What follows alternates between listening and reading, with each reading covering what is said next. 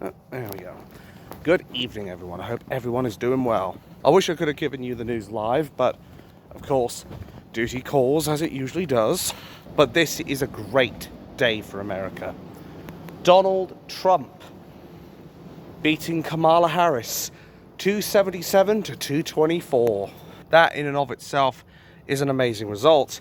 And I can tell you right now, from the picture I posted earlier today, I have been having a great deal of joy drinking the left-wing tears, especially from those of the mainstream media who were saying, oh, it's neck and neck, it's going to be a close one.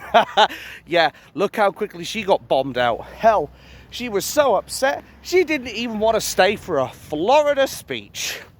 What a sore fucking loser. Now, where's that girl who was going, no! I want to see her face again. Let's see 2.0 of that shit. Mind you, I suppose I've shown myself to be a good actor. Maybe I could fill in for her. Anyway, the point is, these left-wing tears and the absolute shock on the faces of the mainstream media has given me a dopamine hit like you wouldn't believe.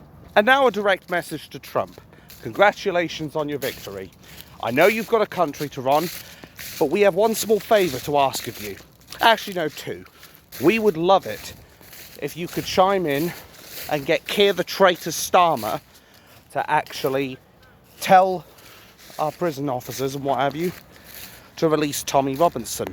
Because if you've been keeping track of all this, Donald Trump, you can surely see that Tommy Robinson is a man being maliciously persecuted by our traitorous establishment. So we would love to hear your thoughts on the Tommy Robinson matter.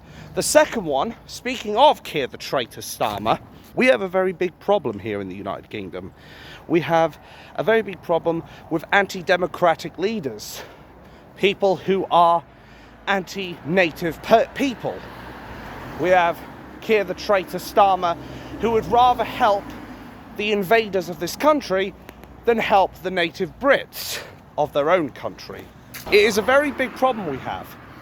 However, the one thing I ask is that you look at two people who you can actually help drain our swamp of as well. You can help take out the trash, if you will. One of them is obvious, because I've mentioned him, Keir the Traitor Starmer, and the other is none other than David Archbishop of Racism Lammy. And I believe you know him quite well, Donald Trump, because he basically called you a Nazi and a KKK sympathiser. So if you could do us a big favour and take out the trash, metaphorically speaking, and drain the swamp in the houses of treachery, I mean Parliament, or maybe I was right first time, of these two scumbags, these traitors, one of them being a sectarianist bastard, we would be much obliged to you, Donald Trump. A lot of British people would be in your debt for this. And I'm not talking about the trillions of debt that the Labour Party have already accrued. Because that's the thing, folks. We definitely need our swamp drained just as much as the Americans need theirs drained. Keir the Traitor Starmer has been doing everything he can to sink this country. And David, the Archbishop of Racism Lammy, is all too happy to help support him by including Brexiteers as the targets of his vile racism by calling us racists and morons and all that. But of course the mainstream media won't tell you this. You know the drill, folks, because say it with me, it doesn't suit the narrative. They were all too focused on making Kamala faker than Hollywood Teeth Harris look good, to make it look like this is a lot closer than what it actually was. And then the cold bitter truth hit, and they started making realizations, and the mood in the rooms, you could feel it, you could see it. I mean, just looking at them, and then they're like, and then they go, that's basically what happened. The mood and the morale in that room dropped, just like that. The globalists, the Marxists and the communist bastards were hoping that faker than Hollywood Teeth Harris would be the 47th president. But obviously, that's now no longer the case. And as I said, she's gone home a sore loser, no longer wanting to give her speech. And you know what? This day is symbolic because it shows the United Kingdom. If the Americans can do it, we can too. I'm not going to say it's easy, but what I will say is we have the capacity to do it. This is a day where the Americans decided they didn't want more migration. This was a day where they decided they don't want to be ruled by communism. This was a day when the Americans took back their country. And we now need to do the same. We need to make sure that Keir the Traitor Starmer and David the Archbishop of Racism Lammy are held to account. And Kemi down Badnock, I'll give her credit for at least telling them that they should fucking apologise, and damn right. How dare the Archbishop of Racism Lammy have the audacity to label all those who voted Brexit as morons? How dare the Archbishop of Racism Lammy have the audacity to call Trump a Nazi and KKK sympathiser? And how dare he have the audacity to say he is someone who will bring about change or bring about something good for the people, where the only thing he's brought is a DEI tick box. Lammy is clueless, incompetent, and not fit for purpose. And yet he's been allowed to stay in power. Yet if anybody steps a hair out of line that is not on the so-called left wing, anybody who is sitting on the so-called far right, they get their whip taken away from them and kicked out. Just like that. So I think it's high time that we, the British people, stood up and put those treacherous bastards in the Houses of Parliament, or sorry, Houses of Treachery, we put them on full blast. Because I'll tell you one thing, Donald MAGA Trump will sure as shit be doing that. Because that's the thing, Donald Trump doesn't forget this shit.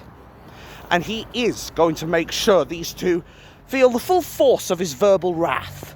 And he will make sure that they fully understand you cannot fuck around and not find out. But you know what was really satisfying? Watching David the Archbishop of Racism Lammy having to squirm and be like, congratulations for becoming the 47th President of the United States, just as Keir the Traitor Starmer did that. But let's face it, those aren't his real feelings. And that 2017 post is going to bite David the Archbishop of Racism Lammy right on the arse. Just like that. He's going to be put on full blast, made to be held stroke number one, held accountable for his actions and his words. Let's see how Keir the Traitor Starmer and his Labour traitors like it when they're the ones who are being held to account for things they post on the internet.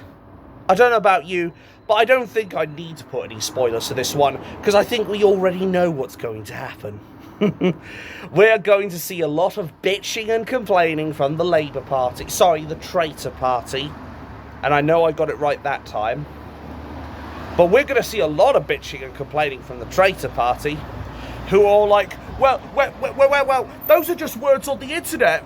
You can't come after us. Yeah, just like the fucking people you went after, like Peter Lynch, Tommy Robinson, and anybody in those Southport riots. You class them as far right. Hell, you had multiple people sent to jail for Facebook posts. Don't think you're getting out of this unscathed. That is like standing in a ball of fire and then telling the fire, please don't set me on fire, even though I was stupid enough to step in you. Of course it's going to burn you alive. And it will make you an even darker shade. Charcoal. And something tells me it won't smell very nice either. But then, it is what it is, I suppose.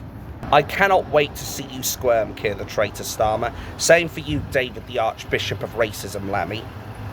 I can't wait for Donald Trump to rip the pair of you a new arsehole, because that is what you two thoroughly deserve for using your treacherous laws against the British people.